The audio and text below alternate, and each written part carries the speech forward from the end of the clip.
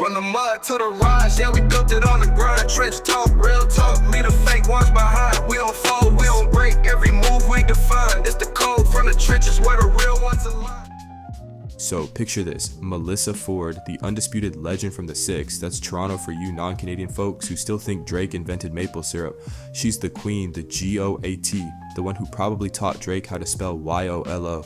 But ever since Drizzy dropped his latest album, Give Me a Hug, because apparently he's now a teddy bear with a Grammy collection, the streets have been buzzing. Why? Because Drake decided to big up Melissa Ford on a track, and in the process he threw some spicy shade at her man, Joe. Now Joe's out here living his best life, unbothered like a cucumber in a salad. When the diss dropped, Joe was like, oh, Drake said something about me. Cool, pass the popcorn. He didn't just ignore it, he enjoyed the album. That's right, folks. While the internet was losing its collective mind, Joe was vibing to the beats like, yeah, this slaps. Big up Melissa though, she's a queen. Joe, poor Joe, he's out here minding his business, being a good boss, a good friend, and a generally chill dude. Meanwhile, Melissa's out here promoting the song that's dissing him, and Drake's out here laughing like the villain in a bad rom-com. Joe's probably like, can y'all leave me out of this? I'm just trying to sell CDs full of farts over here. Yes, you heard that right. Joe said Drake could sell a CD full of farts and still hit 180 to 250,000 in sales. Honestly, that's the funniest thing to come out of this whole mess. But wait, it gets better. Drake's out here calling Joe a meat muncher and a dick sucker, which honestly sounds like a bad menu item at a sketchy BBQ joint. And Joe's just like, hey, whatever, I'm too busy being happy for Melissa. Meanwhile, Melissa's probably sitting back like, y'all done?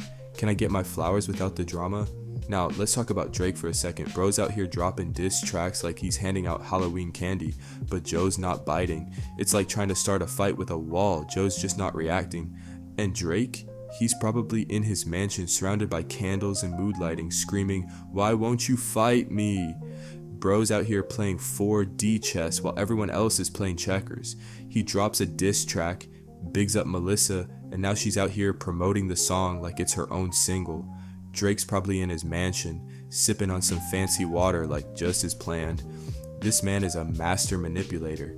He's out here dividing and conquering like he's Julius Caesar with a platinum album. And Melissa, she's falling for it harder than a toddler falling for a free candy van.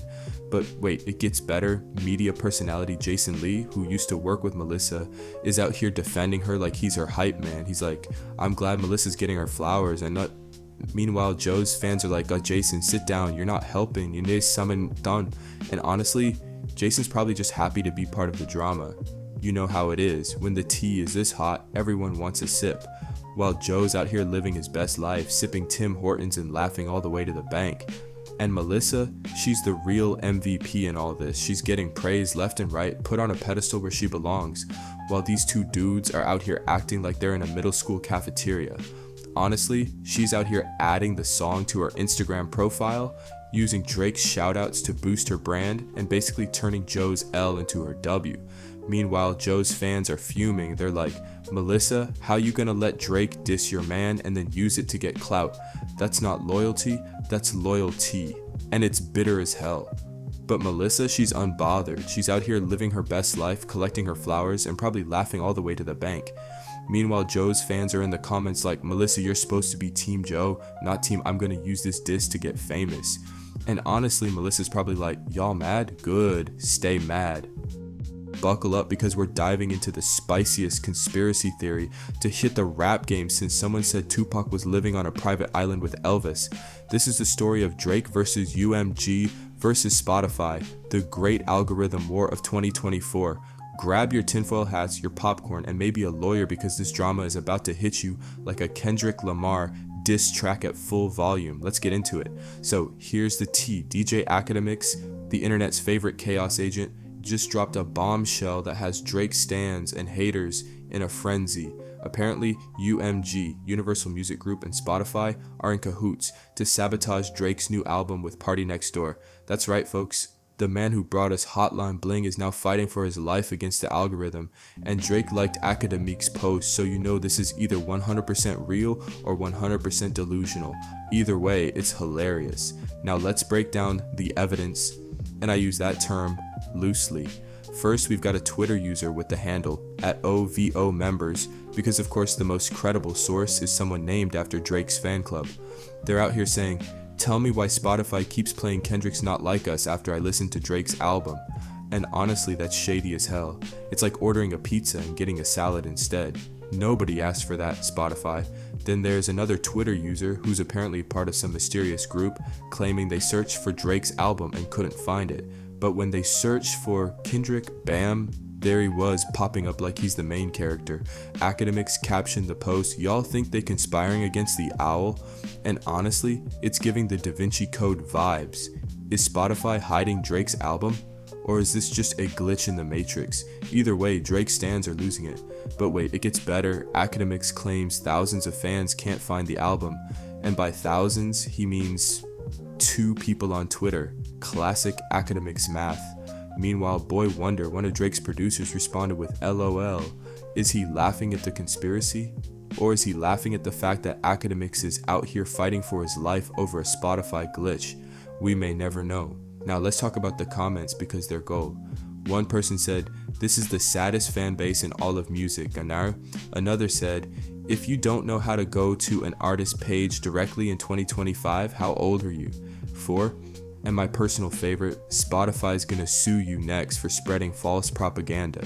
Meanwhile, someone else said, "Not Like Us definitely played for me on Apple Music after Drake's album finished." So, is this a Spotify exclusive conspiracy or is Apple Music in on it too? The plot thickens, but here's the real kicker. According to Hip Hop All Day, Kendrick Lamar just dethroned Drake as the most streamed rapper globally on Spotify, one day after Drake dropped his album. Coincidence? Or is this the work of the Illuminati? Either way, Academics is out here fighting for Drake's throne like he's Jon Snow defending Winterfell. And honestly, it's kind of iconic. Now let's dive deeper into this conspiracy because honestly, it's too juicy not to.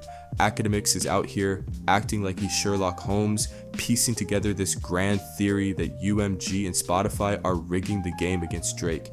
And why? Because apparently UMG picked a side in the rap war of 2024 and decided to back Kendrick over Drake. I mean, if this were a movie, UMG would be the shady corporation in the background, rubbing their hands together like, yes, let's destroy Drake with the power of algorithms. But let's not forget, this isn't Academics' first rodeo. This man has been the internet's go-to drama commentator for years. He's like the TMZ of hip-hop, but with more memes and less shame. So when he says something's up, people listen, even if it's just for the laughs. And honestly, this whole situation is giving the Truman Show vibes. Is Drake the star of his own conspiracy? Or is he just caught in the crossfire of a streaming war? And then there's Kendrick Lamar, who's out here minding his business, dropping bars, and somehow still managing to be the center of attention. Bro didn't even have to lift a finger this time. Spotify's algorithm did the work for him. It's like Kendrick's out here playing 4D chess while Drake's stuck in a game of checkers. And honestly, that's the funniest part of all this. Kendrick's probably sitting back like, y'all done? Can I get back to my Pulitzer now? Now, if you'll excuse me, I'm gonna go listen to Not Like Us and wonder why Spotify didn't just call Drake a maple syrup sipper instead. Missed opportunity, bro. Missed opportunity.